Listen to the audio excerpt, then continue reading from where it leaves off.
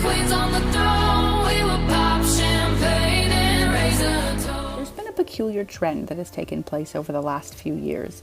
It's slowly begun permeating movies and TV shows, books and songs, and all other forms of social media. Every celebrity that I know of has endorsed it, from Beyonce to Dua Lipa, from Brie Larson to Morphin Clark to Ava Max.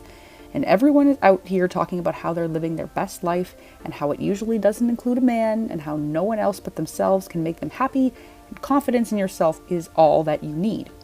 And it's hilarious. This is one of the most hysterical trends that has risen as a result of social media and cinema in general. Because everyone is posturing, everyone is trying to throw their weight around, and all of them just look unbelievably dumb. The girls are trying so desperately to be taken seriously that it's actually having the opposite effect, making them laughably cringy or just downright unlikable. And no one is exempt from it. It seems as if every time I turn on the radio these days, there's another hyped up singer braying about how much money they make or how many guys they have on a string. Now, it's bad no matter who's doing it, but something about seeing girls brag about how they're such bosses really is hysterical. There are several reasons as to why this trend will be looked back on in a few years and people will be burying the footage or else scratching their heads and wondering why it was so popular. There's a reason that the memes will continue to be delicious years from now, and people will say, remember when? And so it just needs to be said. Girl bosses, this is your cross to bear. Strong female characters have always been around. They've just been more organic, let's say. They actually deserved the word strong. There wasn't anything cringy about them. They had values and a code that they followed. If they fought, they took hits that were realistic. They got knocked down and had to struggle to get back up. They were likable, and when they succeeded, we were happy. Because they were well written, realistic, and above all else, human. They were relatable, and in some cases, underdogs who had circumstances stacked against them. But now, all there is characters like this, for whom nothing is difficult, everything is achievable, and everyone around them is only an obstacle to be moved out of their way. So let's talk about girl bosses and why they are the worst trend to come out of Hollywood and modern pop culture in recent memory. Reason number 1, they are unbelievably cringy. I watched the new Charlie's Angels movie a while back with my sister, and half the movie we were laughing hysterically, while the other half I nearly lost my eyeballs in the back of my head for how hard they were rolling. Not only was the writing something a 2-year-old could have written, but every single one of the main characters acted in a way that I could never see anyone else doing. As soon as I saw this opening scene featuring Kristen Stewart, I knew this movie was going to be a steaming dumpster fire. The behavior of the angels is just utterly unbelievable. Not only do they say things that no one else would say, but this speech is treated as completely normal and above board. One of the girls actually said that phosphorus was her favorite chemical as part of her flirting game. And I'm supposed to believe that these girl bosses are legit? And if ridiculous things aren't being said, then they'll just stand around staring stoically into the distance or glaring menacingly at people, usually the men. Bonus points if they threaten to kill someone. All other times, they'll be grimacing or shouting with an utterly blank look on their face, betraying their complete lack of acting skills, or else their utter desperation to be taken seriously. Their acting will continue to dissolve because of their lack of ability to hold a story, and this will result in them saying the cringy things that are written in the script with even more unbelievable levels of audacity. Likewise, they will do things that are unbelievably cringy as well. This fight between Galadriel and a bunch of Númenórean boys will never not be equal parts hysterical and sickening. This fight between Galadriel and a snow troll will never not be one of the most terrible things I've ever watched. Count how many times she swings her sword in it. Go on, I dare you. Watching She-Hulk engage in a stupid fight at a wedding or twerk in her prestigious law office will never fail to be stomach-curdling, and watching Captain Marvel try to be a serious and stoic leader is just one more reason as to why the MCU is failing. No matter what they do, no matter what they say, girl bosses cannot be taken seriously because they are so desperate for attention that they will say and do the cringiest things. Reason number 2, girl bosses are characterized by extreme narcissism. They never have to explain themselves to anyone, and if on the occasion they somehow get into a situation where they do, they respond with anger and threats and insults. They refuse to see the perspective of others and will always demand special treatment, no matter if they deserve it or not. They will lord their victories over their opponents, and it will always be with a completely blank expression or else an annoying little smirk. When they do get special good treatment, in the case of Bo-Katan, it will be for reasons that others cannot use to justify similar treatment.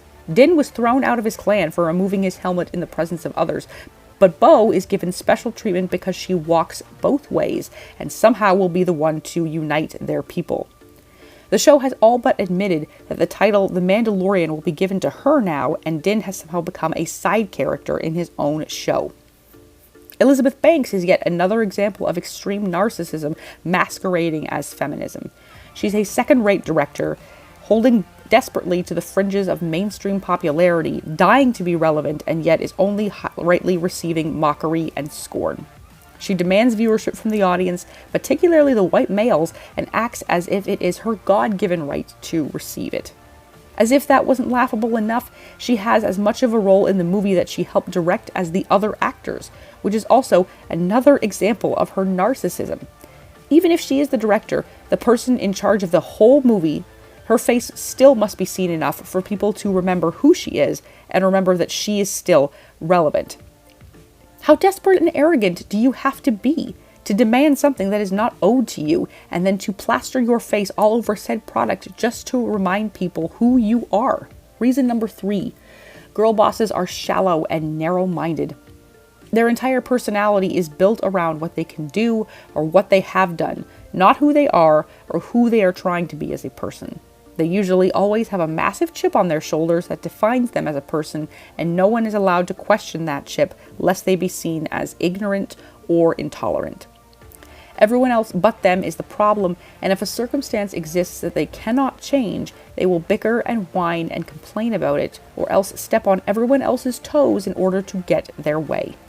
She-Hulk breaking the fourth wall and climbing out of her own show to demand the writers fix her character and story, being one such example. Another is Galadriel demanding Halbrand leave the quiet life he wants and return to Middle-earth so he can take his place as King of the Southlands, even though he has told her repeatedly that it is not what he wants to do. The perspective of others ceases to exist for them. Instead, their personality revolves around the questions of, what can you give me, and tell me how awesome I am. If those things are not offered to them, they become angry, surly, and otherwise unbearable to be around. And reason number 4. Finally, the last thing that characterizes a girl boss is her anger. I find that the ones who claim to be the most powerful women are often also the most angry and unhappy. Nothing satisfies them, nothing is ever enough, and they always want more. The Charlie's Angels movie is based around one song that is corroborated on by Miley Cyrus, Ariana Grande, and Lana Del Rey. It's not inherently a bad song, but Miley just seems so angry in it, raging against the guys in her life for the unforgivable crime of attempting to call her pet names and demeaning them for not being as successful as her girls, and how his place among them isn't assured at all, saying that he's just a guest.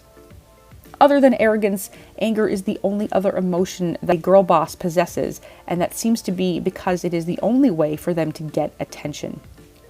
If they become angry enough and violent enough and rage against enough people, then someone will have to notice, because it would be impossible not to. That's the whole premise behind She-Hulk, after all. She literally gets angry, turns green, and everyone else has to pay attention to her. Sylvie has garnered the attention of the entire TVA because of how angry and violent she has become. Galadriel made an entire centuries-long career out of her hunt for revenge, and now everyone else has noticed her, if only to point out how big of a problem she is. If they let go of their anger, they cease to be relevant, and in their minds it is far better to be noticed and hated than forgotten completely. In this day and age, the worst thing for people, but especially a lot of women, is to be ignored. If they just call enough attention to themselves as possible, whether it's through arrogance or anger, they cannot possibly become irrelevant. And that's what all these movies and songs and TV shows are, really. A cry for attention from people who are not confident enough within themselves to let both their strengths and weaknesses shine through and be themselves. Instead, they feel they have to relate to gimmicks and weak stereotypes in order to achieve relevance, love, and respect. When in all actuality, they probably could have achieved some of those things without the anger and without the narcissism.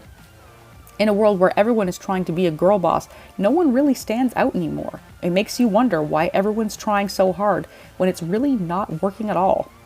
The literal definition of insanity is trying something over and over again to see if it works, and if that's true, then all of Hollywood should be in a straitjacket.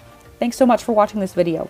Be sure to let me know down in the comments what other topics of modern pop culture you think deserve attention and would like me to talk about. Until next time, everyone.